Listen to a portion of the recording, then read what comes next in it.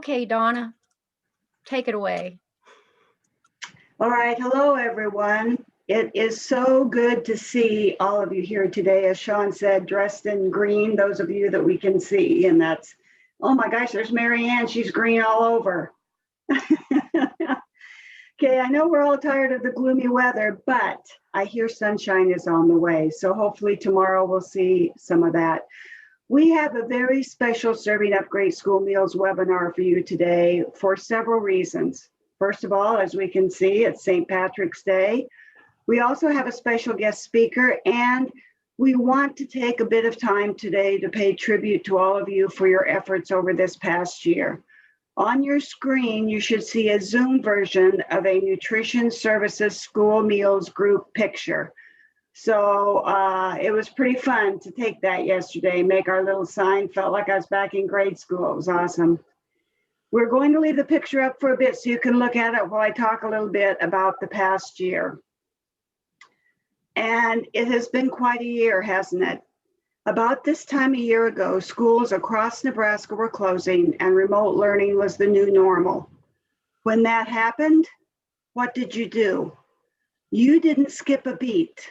Along with other school employees across this state, you hit the ground running by taking care of your kids, providing healthy, nutritious meals to remote learners in any way possible. Sure, those of us at Nutrition Services were here to help guide you through the forest of USDA waivers, new rules, and regulations, but it was you doing the difficult work, learning new techniques, dealing with a new meal pattern, figuring out how to get meals safely to those children in remote areas, determined to make food accessible to those who wanted it, those who needed it. Why? Because you give a darn. You care about your kids. All of you here today are an inspiration to those of us who work at Nutrition Services, whether you are the food service director, food service staff, the bookkeeper and administrator. You played a huge role in making the school meals engine keep chugging along.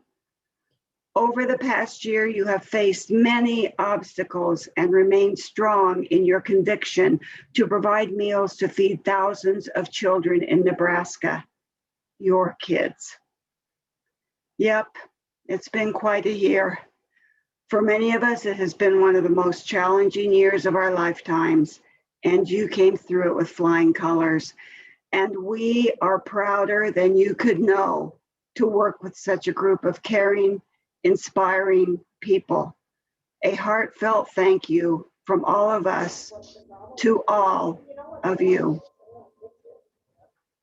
There you go, guys. All right, let's get on with the webinar. First, we have a few housekeeping items. And so there we go. I like this slide changing here, Allie. That's awesome. This is the usual stuff, but it's been a while since we've seen you, so I thought we might mention it again. Most of you have already typed your name and email in the chat box. And you know that your continuing education certificate is available for download on our website. If you go to the school lunch training website, it's under Serving Up Great School Meals Resources. Next slide, please. Please use the chat box to ask questions. Turn your video camera on if available so we can see your gorgeous faces. And please mute your microphone during the presentation. Okay, so our agenda for today's Zoom. I told you we had a very special guest speaker, Eric Saviano. Oh boy, I knew I was gonna bumble on that, Eric. Eric Saviano, not that tough, from Nebraska Appleseed is here to talk with us today. And I'm so excited to hear what Eric has to say. We also then will talk about administrative updates, food service requirements, food safety, promoting your program, Nebraska Farm to School updates, and then wrap it up at the end with questions. So please put your questions in the chat box, and we'll get to those at the end of the session. So I believe that you're going to switch control here. While you're switching control, I'm going to go ahead and introduce Eric. It's my pleasure to introduce Eric Saviano, the Program Manager for Nebraska Appleseed's Economic Justice Food and Nutrition Access Program, a position Eric has worked in for 6 years. In this role, he works to help individuals and families across the state get the food and nutrition they need to thrive. I have the good fortune to work with Eric on the Student Nutrition Action Committee, which he will talk about later, and I can verify that he is passionate about his work. Welcome, Eric. Thanks for joining us today. Thank you, Donna, and thank you all. Thank you, Allie, for helping set this up. I have been given 15 minutes, so we will get a buzzer when that ends. If I go over, and that is when I will stop, if not before. I'll also echo what Donna said. I think as a community organization focused on food and nutrition, especially on school nutrition, I've been really amazed at the work that the school nutrition staffs around our state have been doing and have looked for opportunities to raise you all up. I think most recently, you may have gotten an email from me about the National School Breakfast Week and this Hunger Heroes Hall of Fame. And we'll be rolling out about 50 stories that we netted from that work with the Student Nutrition Action Committee over social media and with NDE in the weeks to come. All right, so I am here just to briefly touch on what Nebraska Appleseed does to support school nutrition programs around the state. And we do quite a bit. Let me see if I can get this to advance. Yep, I have control. I'll just say briefly that Nebraska Appleseed is a pretty wide-ranging organization that generally fights for justice and opportunity for all Nebraskans. So we are we are a law and policy organization that takes a systemic approach to complex issues. We have 4 main program areas that you see on the board, but we couch our food and nutrition work under our economic justice program and take 3 different strategies to work at those. Policy change, we work in the legislature right now. We have a couple of bills moving that you may know about. We also do litigation, which is the courts if things don't work in the policy arena or if folks aren't doing what we need them to be doing, that the law says they should be. And then we also do community organizing and so try to build support for different policies around the state. Okay, once again, I have control. All right, so these are some of the just basics that we wanted to share about Appleseed's work. And I believe over the 6 years that I've been doing this, you all have probably seen my name in different things. Trying to get the word out about these different opportunities. So hopefully they won't be too much of a surprise to you all. We do research, which basically stems from our work with the Department of Education. We've taken participation data from around the state and turned that into best practice toolkits, reports, and templates. We've taken that data and made maps around of our state to describe how well we're doing with different programs like Breakfast After the Bell and traditional cafeteria model service, just things that get folks interested in food and that can support your advocacy to get those programs at your schools. We also work in the legislature on programs like CEP and most recently with what they're calling the Hunger Free Schools Act. We also do coalition work and try to bring together advocates, nutrition directors, and national groups and funders and others. And then, like I said, the funders themselves also, we work with them in our state to give away money to support your programs. So this is a fun stat I like to share, but we've just distributed over $561,000 in Nebraska since March of 2020. And hopefully the folks who have needed those dollars have been applying to those dollars and hopefully they've been funded in some way. But No Kid Hungry, Albertson Safeway Companies Foundation are big parts of that work. So I just briefly want to go over a couple of resources I will direct you to on our websites. And there are a couple websites, but breakfast was our big focus before COVID, and expanding the access to meals for students in districts across the state.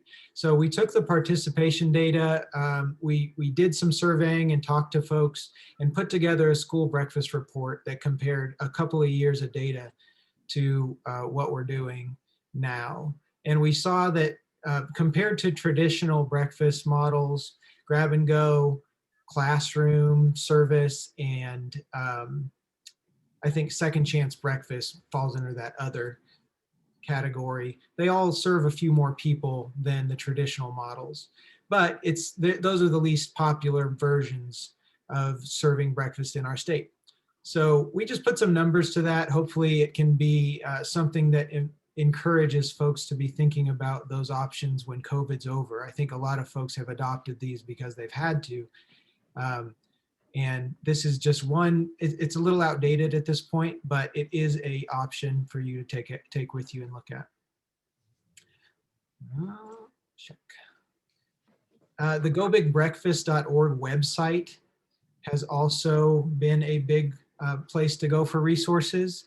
I'll talk a little more about those, but we've actually transitioned, like I said, we transitioned this coalition to a little more open-ended with the Student Nutrition Action Committee. We've changed it over to accommodate talking about more things than just breakfast. So everything in your worlds, probably summer meals, lunch, universal breakfast, universal models, after school meals, and then farm to school. Those are generally the new policy or I guess issue areas that we're trying to improve access to with the snack. At the gobigbreakfast.org website, which I encourage you to take a look at, we have grant opportunities and other information like this map that can help you see what you're doing compared to other districts and what models you're using compared to those in your area. That's a fun way for you to click on something and see exactly how each school in your district's doing. But we also created a school breakfast playbook that has targeted outreach materials that can usually meet the standard arguments we hear at different levels of administration when you try to bring an alternative breakfast model to your folks. So we have those based in, well, let's see, I think the next page. Yeah, so these are stakeholder talking points, basically front and back, that describe the different breakfast models and give some notes for, say, teachers who might push back and say that the mess is too much to handle. These are some talking points to push against that. An administrator might say, oh, we got new carpet. We don't have time for that. This website has Nebraska-specific examples and Nebraska-specific kind of talking points, usually coming down from the nationwide best practices, but these are useful opportunities. Parents, caregivers, and you yourselves, you could be talked into going toward a breakfast model, and maybe your one-pager could answer some questions you have about it. All right, I briefly talked about the snack, but it is an opportunity that everybody in the state has an opportunity to participate in. We meet quarterly and we have some small groups. We call them our out of school group and our in school group, but we are generally focused on raising up, highlighting the good work that Nebraska nutrition directors and nutrition staff do in our state, and also promoting programs that increase access to meals for students.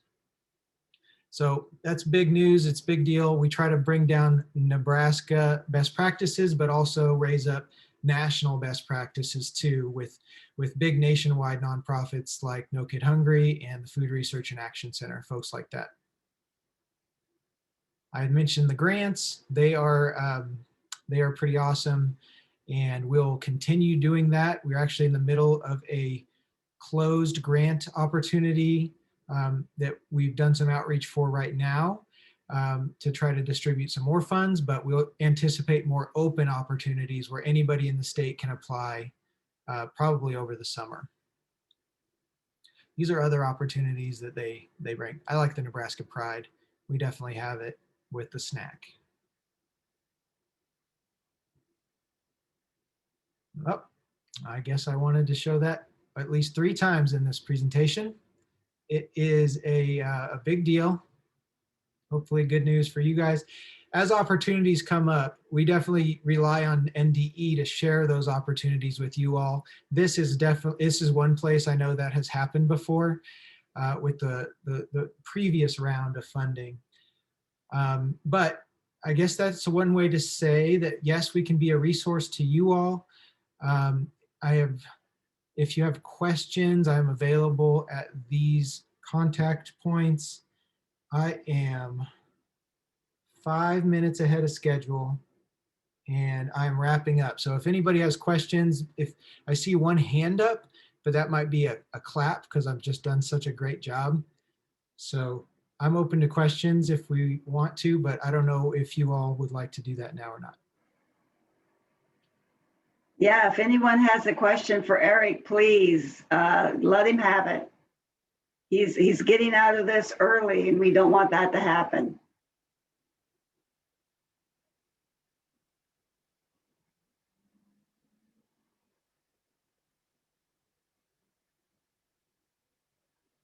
I will say I'm representing Wichita today because that's where I was born, but through and through Nebraska these days, all about it. Go Nebraska.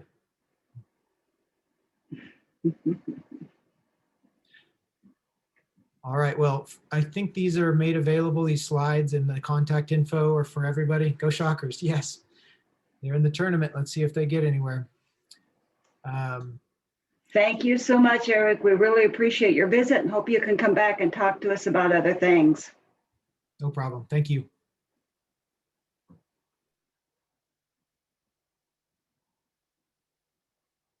Okay, I will take over now and talk about some exciting administrative updates. Allie, if you'd like to go to the next slide. Well, we've gotten a lot of questions recently about what about the current waivers? Schools have been told that those current waivers from USDA end June 30th. And the question has continually been asked, have those waivers been extended beyond that date? And I am happy to announce that yes, those waivers have been extended. The USDA released on Tuesday, March 9th. Waivers currently being utilized by school food authorities have been extended for summer meal program operations in 2021. So that means that yes, you can continue to operate through the summer. And that is what the guidance says, that it is for summer food operations, and that additional guidance will be released later this spring, summer in regards to school year 21-22. So waivers that were set to expire June 30th have been extended through the summer. We don't know yet what will happen for the upcoming school year, but right now those waivers have been extended. Next slide, Allie. So what exactly are those waivers? Well, the summer 2021 operation waivers that have the greatest impact on your program, your school food authority, include the extension of area eligibility waiver. So what that means for you is that all children can continue to receive free meals under the summer food service program. The waivers also allow for non-congregate feeding, which allows children to consume meals off-site for the summer, much like how you operated last summer and during the unanticipated school closure. Waivers also allow parent and guardian pickup of meals for children. And with that, just a reminder, the SFA must ensure program integrity is maintained by ensuring meals are provided to eligible children. So it's the same responsibility you had last summer in ensuring that those meals are for children and duplicate meals aren't provided. The next waiver allows for the meal service time restrictions. And what that means is it allows for the service of meals outside of normal service times, and sponsors may distribute meals for up to 7 days at a time. So very similar to what operated last summer.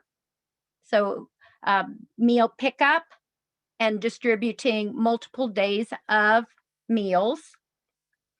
And then also it waives the first week site visit review. At a minimum, one COVID site review must be completed by the sponsor per program year. And remember, the program year for summer runs October through September. So we are midway through the program year. You have probably already completed your site review, your COVID site review. You are not required to complete another one.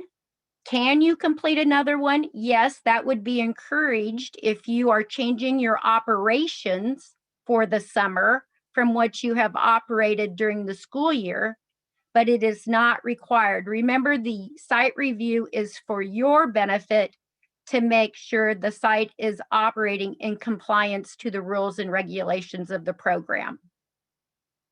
Next slide, Allie. So you're probably asking yourself, well, that was kind of a brief summary, but I would like to spend some more time reading about these waivers. And so you can find those waivers on the Nutrition Services website. They are under the Summer Food Service Program under Forms and Resources. And all of the waivers have been put on our website. We have waivers dating back to when school closed back in March. And so all of the current waivers are available for your reading, and the most current ones are listed at the top of the waivers at a glance. So that's where you can find more information about the specifics of the waivers. Next slide. And some of you may be asking, well, okay, the waivers have been extended. Do we have to offer summer food service meal after school ends in May? And the answer is no. There is no requirement for a school food authority that they must offer meals during the summer months. The SFA must determine if there is a need for the program to operate. Other considerations to keep in mind include staffing and the delivery method of meals. So there is no requirement to continue to offer meals this summer. You can end when school ends if that's a decision that your school makes. If you want to continue, the waivers are in place to allow you to do that. And you can certainly change your service type to much more like what it was last summer. Your delivery schedule, the number of meals that you offer. So there's a lot of flexibility that came with those waivers that were extended. Moving on to the next slide. And some of you may be asking yourself, well, I think we want to offer summer food service meals, but is there a requirement for how long that we have to do that with the release of the waivers? And the answer is no. While the SFA must consider the needs of their community, There is no requirement regarding the number of days that the summer food service program has to operate in the summer. So that is a decision that is entirely up to the School of Food Authority. So if the decision is made, well, school gets out May 19th and we want to take a break and start serving meals in June, that's permissible also. If you want to start serving meals as soon as school is out, that's fine, and offer them for 3 or 4 weeks, that's permissible. So there's a lot of flexibility with offering meals this summer. So let's move on to the next slide. Can we stop the summer food service program if participation is not as expected?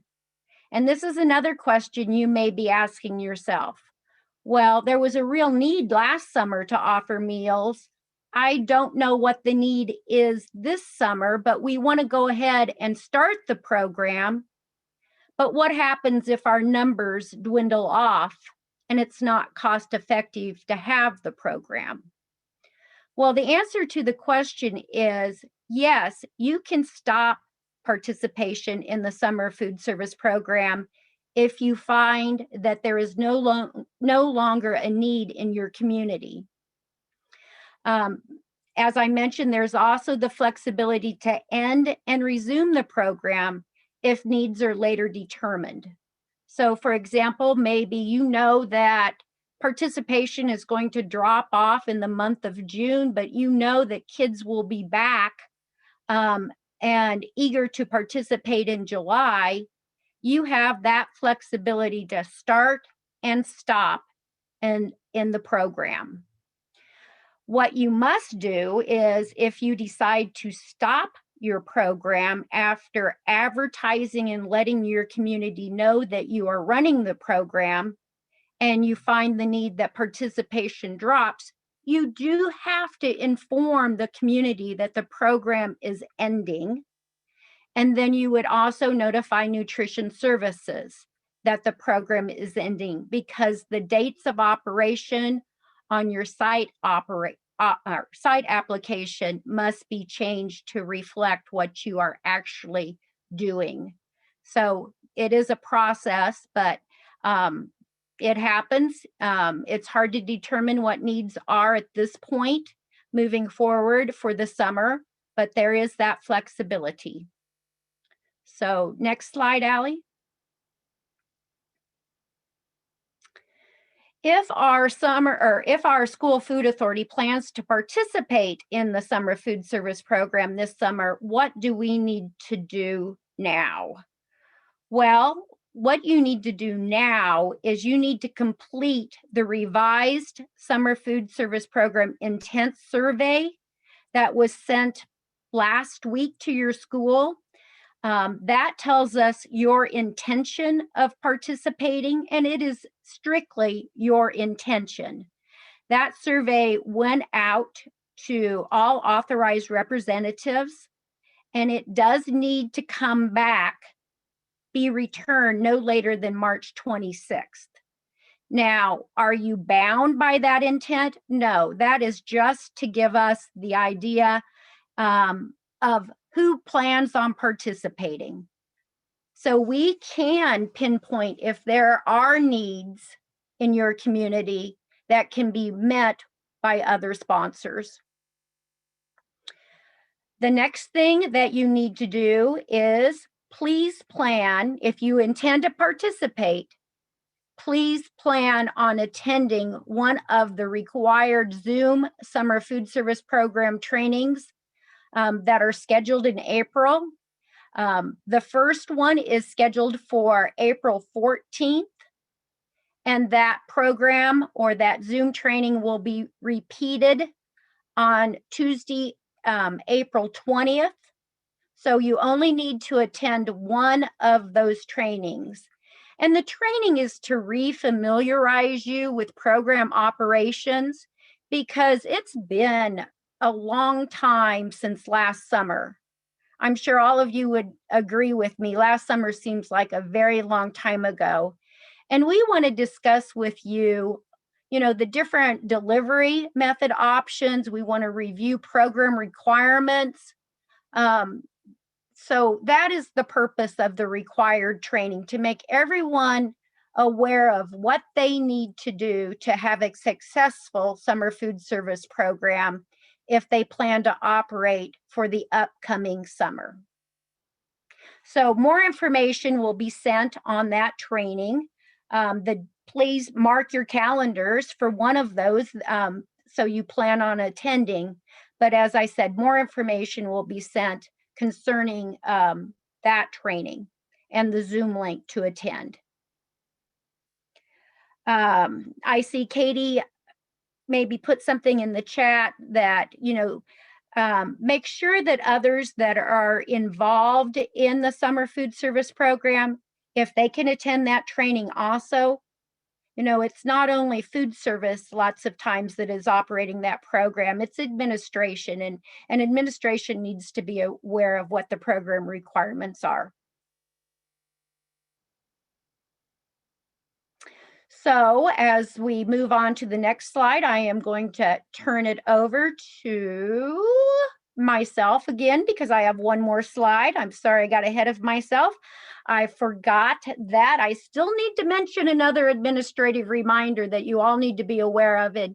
And I know you are all doing and continuing to do, because we've mentioned it at several different Serving Up Great School Meals, is that you should continue to extend benefits to students that are directly certified and continue to determine eligibility for students listed on income eligibility applications.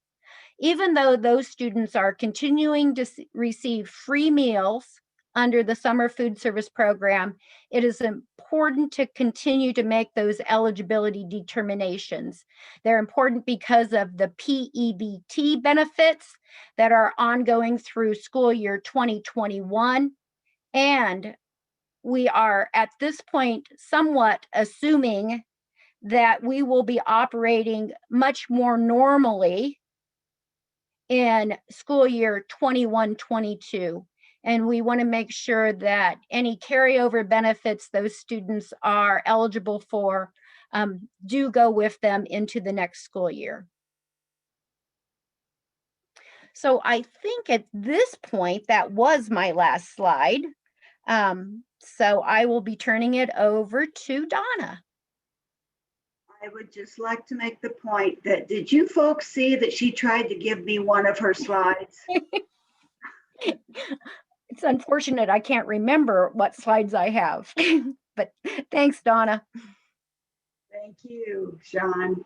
Now we're going to talk a little bit more about food service regulations. And here on the screen, you can see the link to the summer food service program on our website. I'm sure many of you have visited this multiple times. Next slide, please, Allie.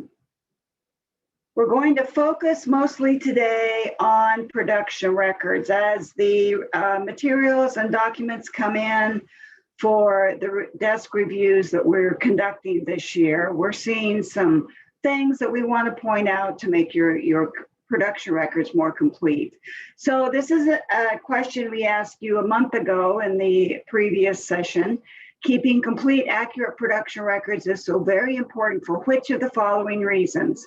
To ensure meal pattern compliance, to verify meal pattern was met, to ensure meal pattern was met, to ensure compliance with meal pattern. Gee, what could the answer be? Allie, would you let us know, please, with the next slide? So of course, the answer is all of the above, and we just want to drive home the point that meal pattern is so important when we're talking about reviews and production records, to show that you met meal pattern, had enough food to meet meal pattern, and so on. So we're going to look at some examples of production records, and if we could go to the next screen, please. Slide. Thank you. This is on the left, a sample of the top portion of a summer food service production record. On the right, an NSLP lunch production record. And as you know, when you're operating in the Sfsp this school year, you have the option of using either production record that you want to complete. So some of you have switched to summer, some of you stayed with the NSLP because you're more used to that and it's more familiar. On the left, we see a nice, complete picture here of a production record, Sfsp production record. The number of meals that are planned are listed here, children and adults. And we have in the left column the menu. Each food item is clearly listed, and the serving size for each food item is clearly listed on the right. So that it looks like a good example of a complete top portion of a summer production record. Now on the right, in the NSLP production record, we see that these items are listed, and that's perfectly fine to list one each in each of the grade categories that are served.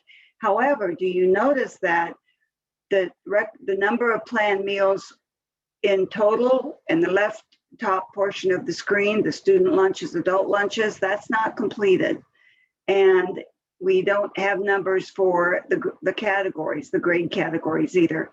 So you need to also record the number of meals for your grade groups. I do want to point out on the right side of your screen toward the top, you'll see the offer versus serve portion. It's a little covered up with the yellow block. But you notice that that also is marked, and we're seeing a lot of production records that do not have the yes or no marked on the offer versus serve, and that's really important, and we'll talk about that in just a couple of minutes. One more thing I want to point out here, a couple more things, is that yes, this production record example was put together in the days of fruit and veggie bars, which aren't as common now. So that covered fruits and vegetables, and then milk, one each. And then basically we're seeing a lot of production records that don't have that listed. So now let's look at a few examples of some real production records that we have worked with over the years. And next slide, please. Okay, so in this production record, we have some circles here. Let's start with the one on the top right. Offer versus serve is not marked, and it's very important to know if offer versus serve is conducted, because the reviewer had to call to find out if this was pre-portioned or sent to the classroom servings, or if students were served at the line. Now, if we look at, again, the numbers are not available for the different grade groups, and that is something that should be completed, but the planned number of total student lunches is completed in top left. The other thing I want to point out about this top portion of the production record is that it's a little difficult to read. And we understand that, you know, not everybody has stellar penmanship, but it does help to have it a little more clear so that we can easily read what's on the production record. Okay, now we're going to look at the bottom part of this production record. So Allie, if you would please forward the slides. You know, Allie's the most important part of this team, because without her, we wouldn't have a presentation. Okay, so in this part of the production record, we have the food items that were used on the left. We have the second column indicating if it's school recipe, product brand / number, or if it's a commodity item. Then the total amount prepared wouldn't really tell us everything we need to know, except that when the reviewer called and found out these were pre-portioned, she knows how big the portion sizes are. So if these items are not pre-portioned, you need to record the total quantity prepared. For example, for green beans, number 10 can of green beans. And then this happens to be under meat alternate, it happens to be Italian cheesy pull-apart bread. And the reviewer also did obtain the CN label or product spec sheet for that item. Because if you notice on this production record, there's nothing listed under grains. So we know we need to have the crediting information for that bread so that we know if it does include grains and how much it credited toward grains, and it actually did meet both meat alternate, and the grains requirement. So in other words, as we go through these, you'll notice that the more complete information you can give us, the better. Although I have seen some production records that had so much information on them, they were difficult to read because of that also. So, you know, we just need to give the complete information in a succinct manner. Yeah, Donna, keep telling us how we have to do more and more and more, all right? Okay, next slide, please. But it really is helpful. Okay, so on this record, we have not only a blank up here for the number of total lunches we have that are planned for, we have no numbers in the categories. We also see that hamburger, it says that it's a 4-ounce patty. Is that cooked weight or is it raw weight? Fruits and vegetables are recorded in ounces on this production record, and we actually see that quite a bit. And if you remember on the meal pattern form, the USDA meal pattern form, it shows that fruits and vegetables are listed in volume or cup measures. And to have an easier time of comparing them, they should actually be recorded in cups on the production record, because we think you probably serve beans in maybe a 1/2 cup spoodle or a 4-ounce spoodle or something like that, rather than serving 3 ounces, 2 ounces. So volume measurements are better for fruits and vegetables. And all food components contributing to meal pattern must be listed at the top. So we have the hamburger, but you notice without the bun, there's no grain listed. And that's a major component. Oh, well, they're all major components, I guess, but it's a component that has to be offered. And so that's important to put the buns up there too. And then for milk, no portion sizes are listed. So that's another thing to keep in mind. 8 ounces, 1 carton, something to give us an idea of what it is that you're serving. Sean, is there anything I'm leaving out so far? I think you've done an excellent job. You know, at first glance at this production record, it looks great, but the more you look at it, the more you can see, well, beans were a 2-ounce portion, French fries were 2 ounce, and the banana was 1. So it appears that they met the requirement, but as Donna mentioned, fruits and vegetables are a volume measurement. It would be much easier if it was recorded as a volume measurement. I know that many of you use dishers and you're just recording the disher size, but that disher size is equivalent to a volume measure, not a weight measure. That's all I got, Donna. Well, I may call on you again, so just pay attention. All right, Allie, next slide, please. Okay, this is a very good example of we need more information here. In the total amount prepared column, you notice that we see a lot of cases, boxes, cans, and we need more specific descriptions, because this doesn't tell us how much was prepared. If it is a can, okay, we do assume that it's a number 10 can, but we don't know that for sure. So you do need to add the number of the can size to it. And then as we go down the list here, 2 cases of hamburgers. I have no idea how many hamburgers are in your case of hamburgers. So that's important to include that information. You could put 2 cases, 50 per case, or you could put the number of hamburgers that you had, but we need to have more specific info. This cheese, 500 slices. Were they 1/2 ounce slices of cheese, 1 ounce slices of cheese? How many bananas in the box? I mean, I don't have any idea how big the box was. And again, the pounds of French fries. We need that information also. And then as we go through the list here, the weight of the bun, and we do have a number of buns, which is good. And we do also need to have you indicate if it's whole grain rich. And also condiments, the quantity, and then this one that has no leftovers recorded. And I'm seeing that a lot in the production records I'm looking at, that even if it's zero, it's nice to have a zero there so that you know that it was paid attention to and that there were no amounts left over.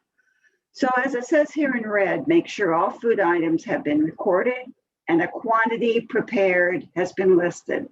And if this information is not there, the food item is assumed it's not served. So it may make the meal non-reimbursable, and that is definitely what we want to avoid. All right, next slide, please. Okay, so this is an example of a production record that's in pretty good shape. Just a couple of things here to comment on. And again, offer versus serve. This is, of course, a summer food service production record. Offer versus serve, again, needs to be checked because that does provide valuable information. And then on the Italian dunkers, I think I may have seen an Italian dunker once, but you know, the Italian dunker listed here may not have been the same Italian dunker I saw, and I can't remember what it looked like anyway. So the point is that, again, we have a row here for grains that is not completed, and I'm assuming the Italian dunker, and I'm thinking, you know, bread for the PB&J would be in that row.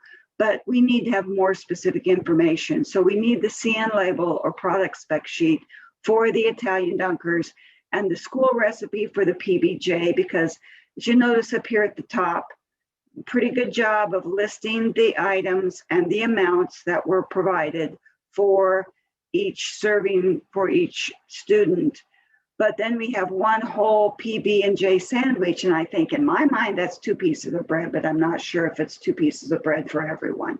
So again, you know, we just need a little bit more specific information, and that would be very helpful when we, it would reduce the number of times we bug you with a phone call. Let me put it that way. That might be a helpful way to put it. Okay, so next slide. We're done with production records for now, but if you have any questions about production records, please put them in the chat or give us a call. Oh, whoops, I'm sorry. Yeah, that we need to go back to the previous slide. Thank you. Just one slide on documentation of meal counts, because any of these forms will do when it comes to documenting meal counts. This picture on the slide is for the Sfsp monthly consolidation form, which a lot of you are using, and you can record the number of meals served, total at the bottom, so we have a total to compare to the claim.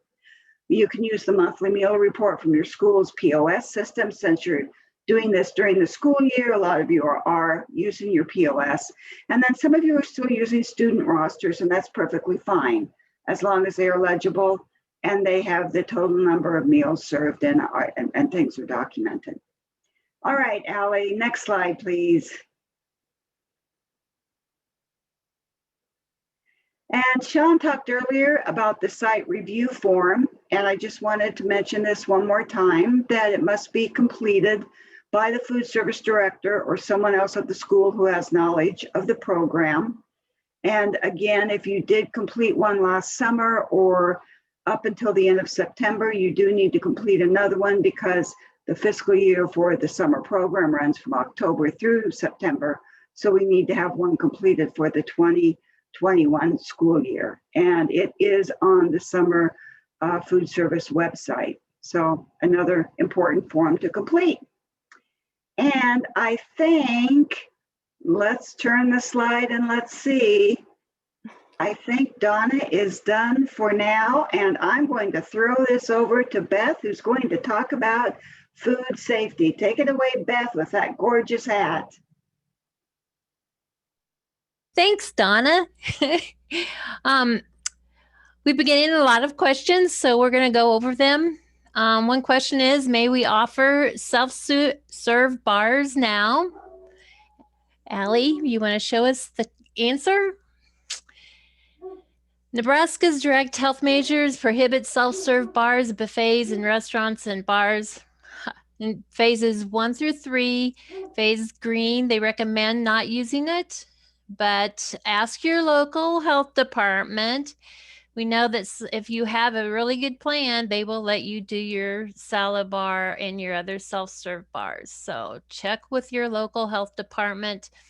I have the website for them, and hopefully you or your superintendent have been in contact with them and phasing things in very slowly so that we don't have any problems. Okay, next slide. Okay, I've heard that it's okay we don't wear masks anymore. Is this true? Allie, the answer, please. Check with your local health department. They know how active COVID is in your area. They know what variants are in your area and how contagious those variants are and the percentage of vaccines. So they're the ones that can give you that answer. So check with your local health department. Next slide, please, Allie. Okay, this is from the Department of Health and Human Services Food Safety Inspectors, and they want to remind you who to contact if you're going to be remodeling your kitchen or building a new one. So Allie, the next slide, please. So it's under regulations, you're required to contact your food safety inspector. So if you are the majority of the state, you'll be either contacting your health inspector directly or Mandy. If you're in Douglas County, Hall County, and Lincoln Lancaster County, you will contact those county health departments. And they will do those inspections. They will approve the plans and the specifications prior to start of the remodel construction. They will also be involved when the plumbing and utilities are installed, as well as the final inspection prior to opening. And it is essential that you keep them involved.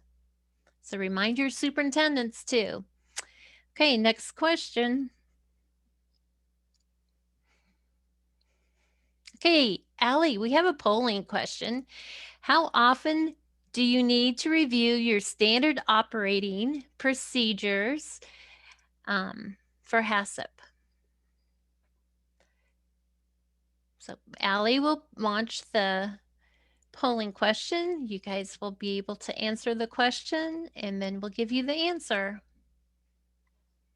You should see the question pop up on your screen if you guys want to pick an answer.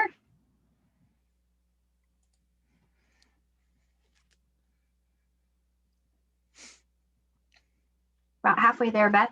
Okay.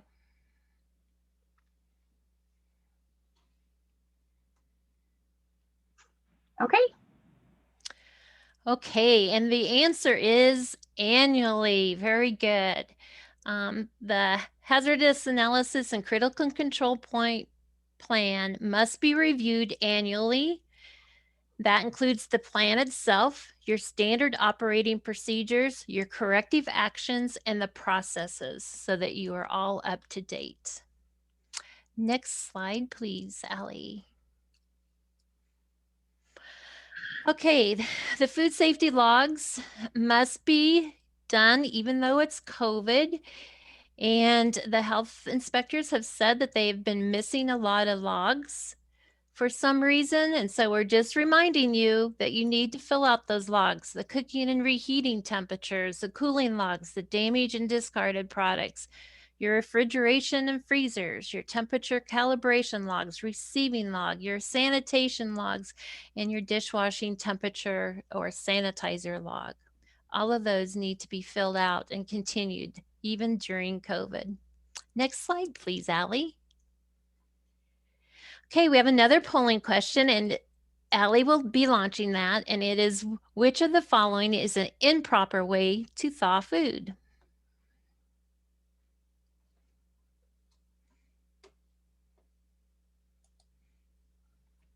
And remember, we're talking about the improper way to thaw food.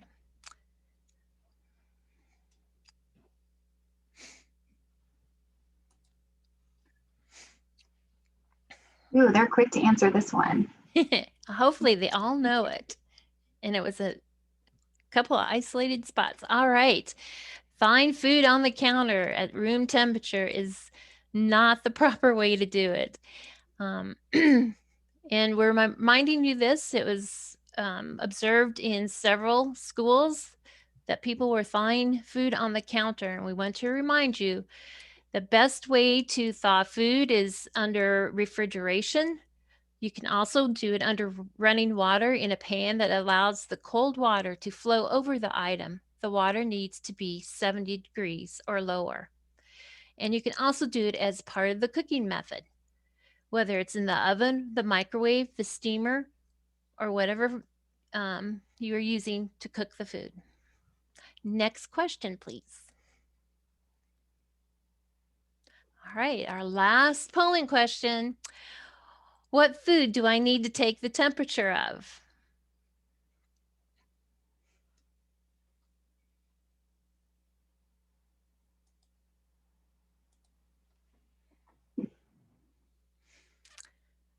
Okay.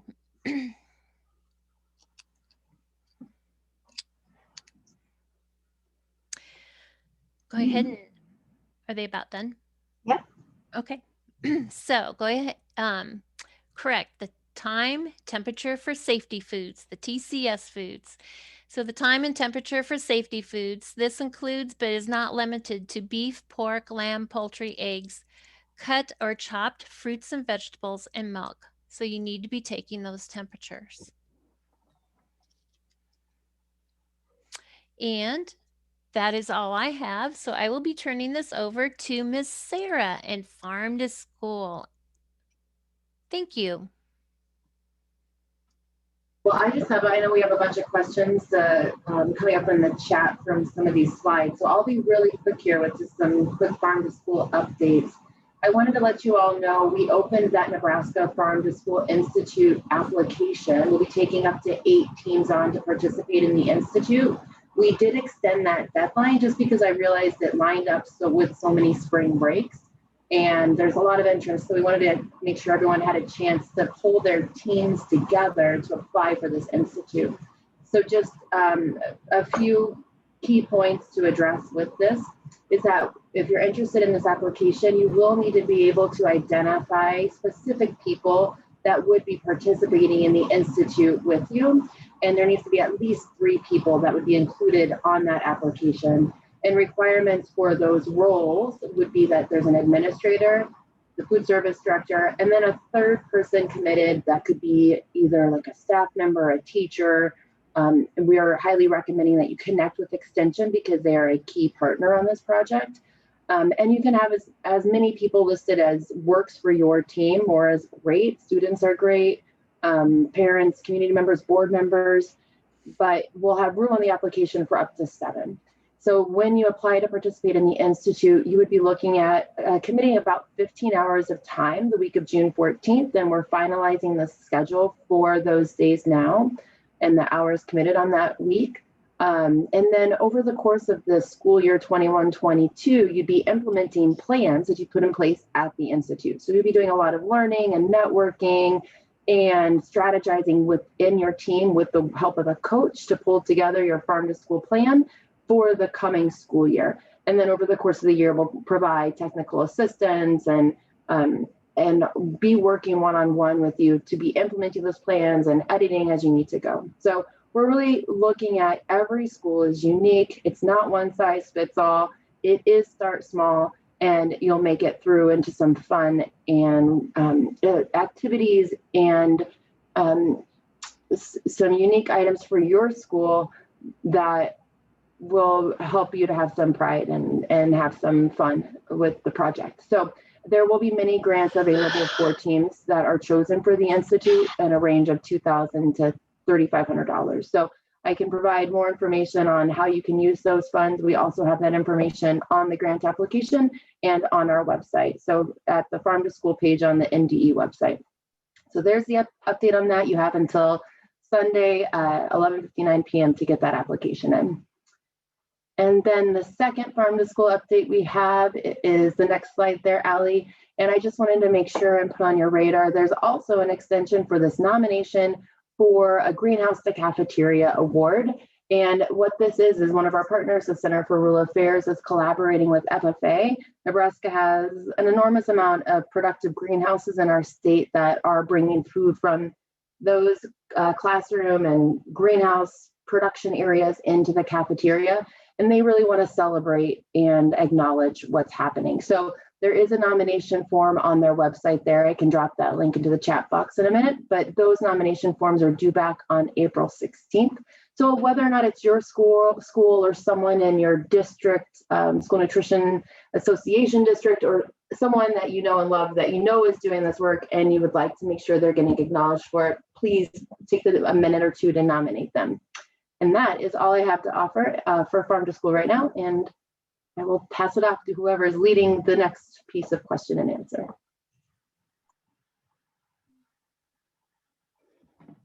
Well, we have come to the end of today's presentation, but certainly we have time for questions that you have entered into the chat.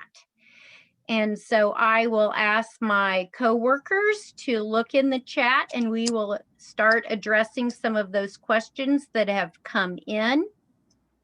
Why they are doing that, I want to let you know that we had a special guest on with us today. Jennifer O.T. from our Mountain Plains Regional Office joined us today. She is with USDA, and it was a pleasure to have her sit in on our meeting.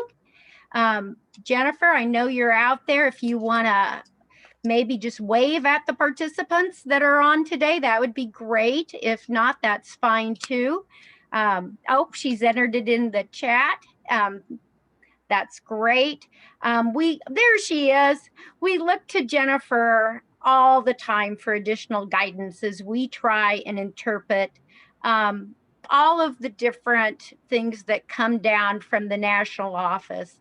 Jennifer is our go-to person for additional clarifications. So we thank her so much for her guidance as we all navigate through everything, particularly all of these waivers that have come down from the national office. So thank you, Jennifer.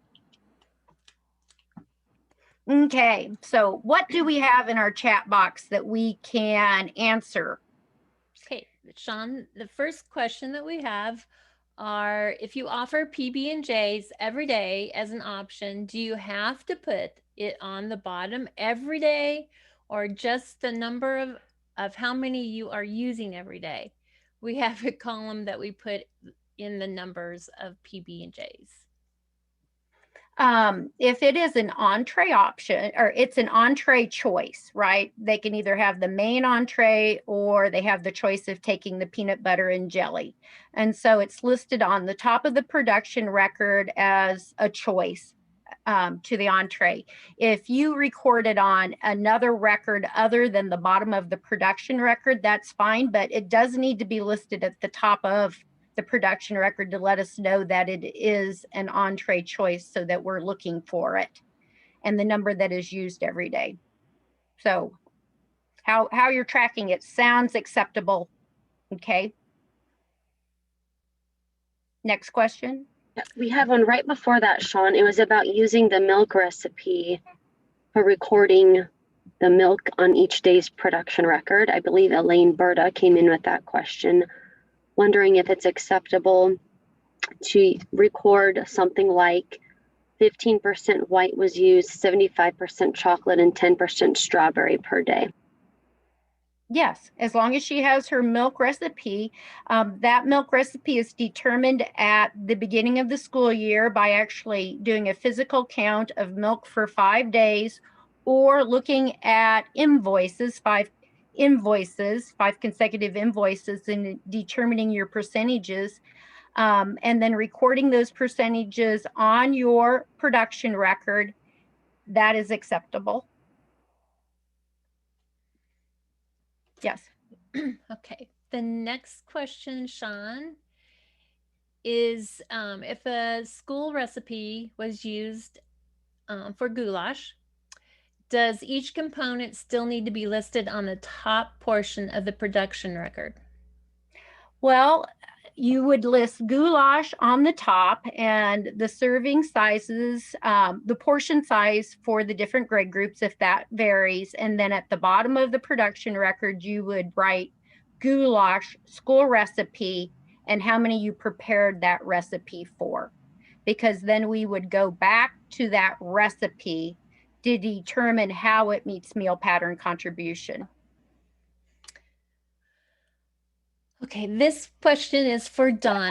I'm gonna keep talking with that one because I Okay. want to make sure everyone's clear that that's why recipes are so important, because they save you time and effort on production records. If you do not have a recipe written for an item like goulash, then I would expect every ingredient in that goulash to be recorded on the production record. And the recipe that you have for your goulash needs to be what you are actually doing in the preparation of that item. And you need to make sure that that recipe is producing a serving that is crediting for how you want it to credit in meeting meal pattern. So there's much more to that recording school recipe. It's having that recipe in complete form. So I'm done with my spiel on recipes. We'll move on. You do a very nice job on your spiel for recipes, Sean. They save you time. That's right, they do. Everybody time. Okay, Donna, this question is for you. When completing the annual training log, what months are considered in a year as far as nutrition services is concerned? For instance, June through July through June, or September through August, or October through September. Also, if we complete an annual training log, is it necessary to keep individual certifications?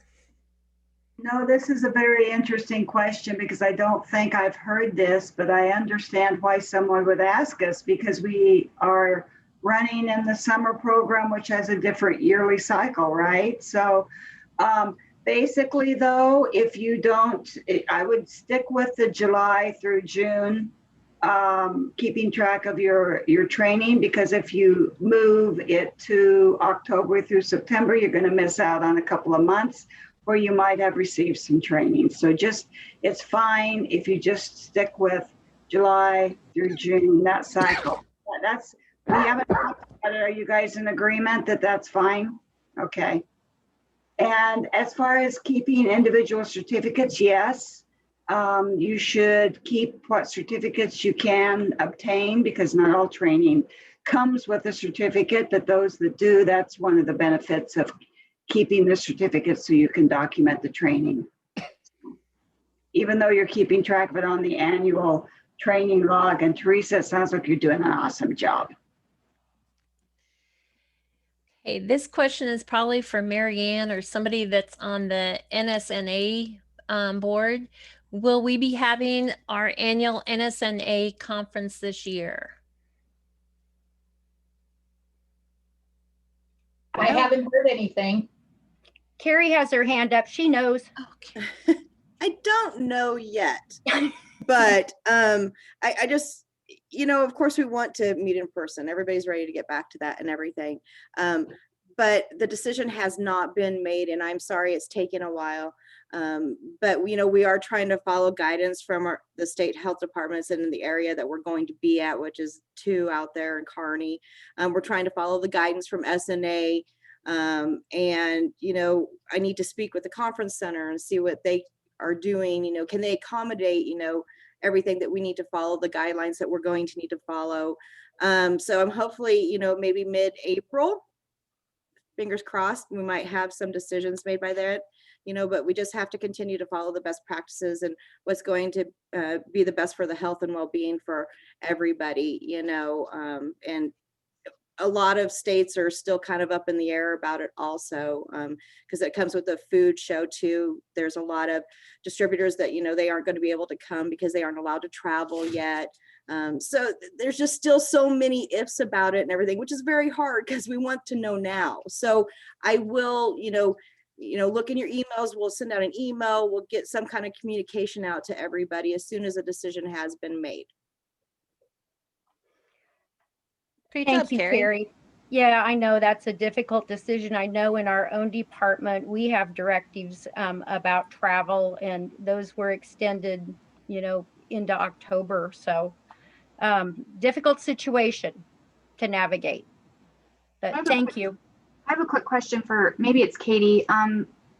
Prior, we had talked a little bit in the chat box about the summer intent survey. If a school didn't get the survey, what do they need to do to receive that? I think, yeah, in the chat, I posted to check in your spam or junk folder. It could be there. I also sent it to the 2 folks identified in the Summer Food Service Program application. And so we've got a Summer Food Service Program contact there, as well as the authorized representative. So it's possible that someone here wasn't identified as one of those positions in the application. So the other thing I'd recommend is checking around, just asking the other people you work with in food service at your school, or just anyone who might be associated with the application, to see if they received the intent survey. If you find that no one from your school did, you can't find it in your junk folder, you can email me, and I can put my email address in the chat box one more time, and we can get it sorted out, and I can resend the link to those folks who are unable to locate it. Thanks, Allie. Good question. Thank you. Another question, when will the new PLE be out? Yeah, good question.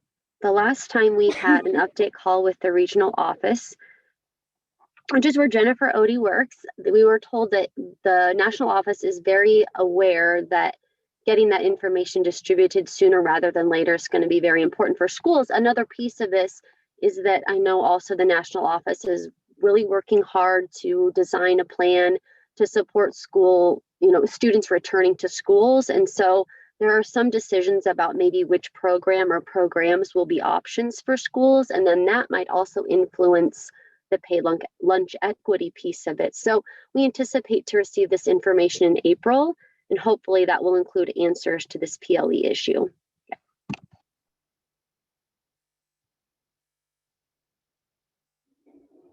What else do we have? Anything else in the chat box? Yes, we do. This is for Sarah. I'm assuming the farm to school is virtual training. Is that correct? The week of June 14th will be entirely virtual.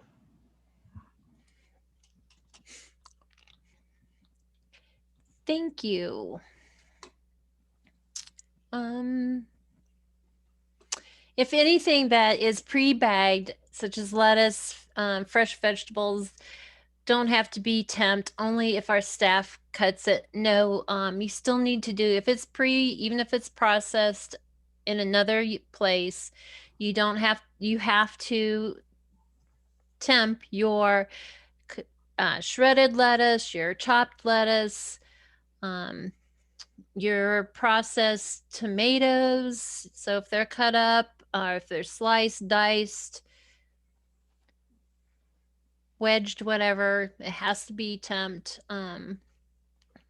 Your chopped onions, if you have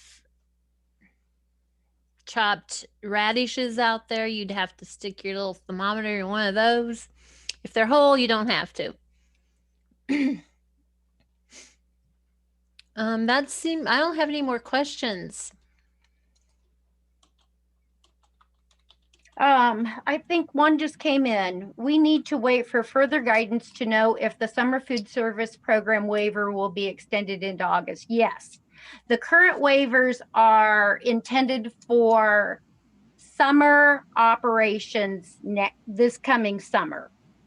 Only this summer are those waivers intended for. Okay. And USDA released them in March to give program operators time to plan for the summer. And further guidance will be coming in regard to what school year 21-22 might look like, if there will be waivers, if there won't be waivers, what to extent, what waivers. So right now, we don't know anything regarding the start of school. Okay. So you can plan for summer, okay, if you want to operate. And any questions about that from what we talked about, what your options are? I know we have training coming up April 14th and 20th that we will be going much more in depth about the summer food service program operation for this summer. But now is probably the time where decisions have to be made if you will be continuing to operate after the end of the school year. So when school ends in May, what are your school's plans for operating or not operating? And that's the purpose of the intent survey, and to start thinking about how that might look like if you plan to attend or plan to participate, I'm sorry.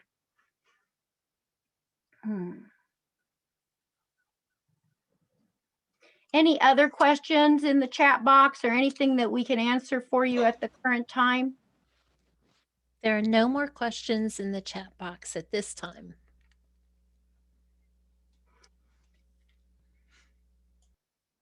Well, we thank you very much for your participation today. It's been great to see you, and there will not be a April serving up great school meals, because the training on the 14th and the 20th will be taking the place of serving up great school meals. So please keep that in mind, and